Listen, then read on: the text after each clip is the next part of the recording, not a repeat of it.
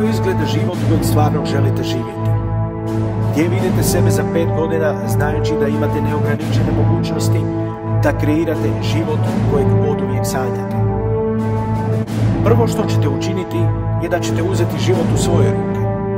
Govorim vam, san o kojem sanjate je moguć. Pa ipak, znamo da taj put neće biti lagan.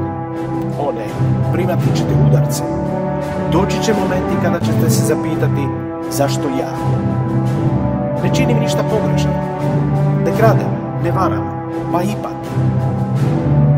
Vjerujte u svoje snove. Morate vjerovati da ste posebni. Zašto? Najveći broj ljudi uopće ne sanja. Žive da bi preživjeli dok ne umru. Za ljude kao što ste vi, život ima specijalno značenje. Vi želite biti najbolja verzija sebe. Taj put počinje danas. Za taj put vam svi neće dati odobrenje. O ne. Ali znajte, mišljenje drugih ljudi ne treba biti vaša stvarnost. Zato je bitno da se okružite pozitivnim ljudima. Ljudima koji u vas vjeruju. Ljudima koji žele živjeti na istoj valnoj dužini. U svoje živote privlačiti ćete nove ljude. Ljude koji su nezaustavljivi. Ljude koji žele naprijed.